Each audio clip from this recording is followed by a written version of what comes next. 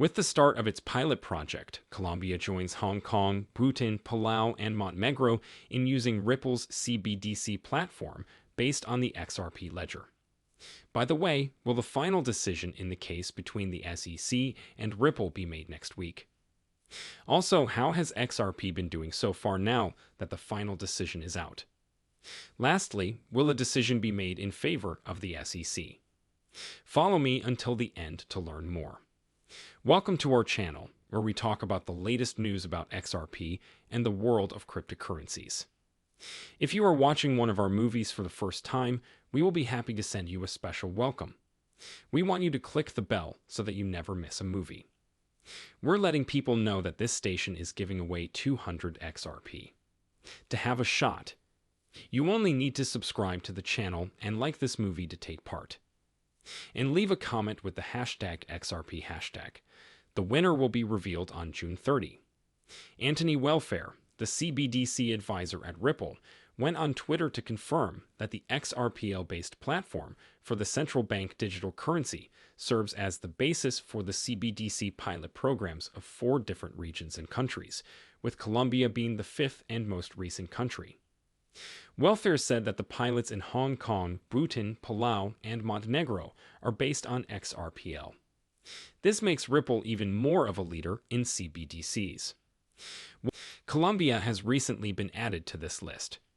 Welfare's tweet showed how Ripple's CBDC platform is becoming more and more known as a game changer in the world of finance.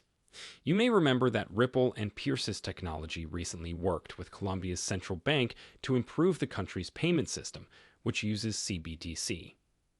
After Ripple's new CBDC solution, central banks all over the world have shown a lot of interest in the XRPL-based solution, which has led to joint projects in many places. Along with Colombia, Hong Kong, and Montenegro are some of the most recent places to use Ripple's XRP Ledger CBDC platform for testing projects. The Hong Kong Monetary Authority started a CBDC test program for the EHKD with 16 banks and payment companies last month. The program is looking at different ways to use the EHKD. Big banks like HSBC and Hang Seng Bank, as well as tech companies like Ripple, Alipay, Visa, and MasterCard, will take part. The goal of the program is to get as many people interested in a possible EHKD as possible. To do this, an expert group has been put together to look into things like privacy and interoperability. Similarly, the Central Bank of Montenegro approved Ripple as a partner in its CBDC pilot program. Based on what Crypto Basics said, Ripple teamed up with the Royal Monetary Authority of Bhutan in September 2021 to test CBDC. Ripple also made deals with the Republic of Palau that were similar. By using Ripple's CBDC platform, these places want to use the XRP ledger speed, scale, and security, which are unmatched. People have learned a lot about how blockchain-based CBDCs could be useful, luring entities that think ahead. Please remember to subscribe to our station and also hit that bell to be the first person to know what's going on with XRP. XRP versus SEC update. Mark Fagel, who was the SEC's regional director, thinks that the Commission and Ripple Labs Incorporated will soon end their long-running legal fight. Fagel went on Twitter to say that U.S. District Judge Annalisa Torres, who is in charge of the case, had ruled that in a few days, the judge in the case will make a summary judgment ruling. Fagel commented on the reaction to a Twitter thread by Mr. Huber, a crypto sleuth who goes by an alias and is a top influencer in the XRP community. Mr. Huber said something about the delay in the SEC versus Ripple lawsuit's final decision. He said that if Judge Torres' summary judgment decision takes even longer to come out, it could strengthen the case that public opinion affected her decision. The XRP community member also said that a longer wait in making a decision could add to the confusion, which the two sides could use as a point of contention. The fact that a court put them in a certain category is a plus for everyone's fair notice case. Mr. Huber added. Mr. Huber asked John Deaton, Jeremy Hogan, and Fagel, among other lawyers, for their thoughts. Fagel responded to the thread by saying that he prefers not to speculate, but that he expects the presiding judge to make her summary judgment ruling in the next few days. I try not to guess, but I think a decision will be made in the next few days, Fagel said. He said that even though the decision doesn't come in a few days, there is no reason to think that the delay is due to something other than the fact that the case is complicated. Also, Fagel said that he doesn't understand what Mr. Huber meant by greater confusion. Fagel has spoken out about the case between the SEC and Ripple. He sometimes gets into heated arguments with top lawyers who support XRP, such as John Deaton, Bill Morgan, and Jeremy Hogan. During a Crypto Law live cast on June 14, 2023, Fagel joined attorneys Deaton and Hogan to talk about Hinman's letters that had just been made public. As was reported yesterday, Fagel said that Hinman's emails don't contain any bombshells. He also said that the papers won't have a big effect on the lawsuit between the SEC and Ripple. That's what I think is most important, Fagel said. There's nothing in this that tells you that the SEC's view on whether or not Ripple broke the law by making an offering is wrong. It's interesting to see that Hogan, who was also a guest on the show, had similar thoughts. Also, in a recent analysis, Greg, a well-known crypto expert, talked about XRP's journey in what he calls the Bent Fork Roadmap. XRP's trip through what he calls the plan for Bent Fork. The plan has 4 tracks, each of which shows a different stage in the market cycle for XRP. On the Bent Fork plan, this is the best thing that could happen for XRP. Greg thinks that the price of XRP could hit about $15. This would be a 30x increase from what it is worth now, or a 30-25% increase. The expert also pointed out that XRP has stayed in a red-labeled falling wedge in 2021. He said that if XRP comes out of this falling wedge, it could get enough support to make a breakthrough. But he stressed that to do so would take unwavering determination.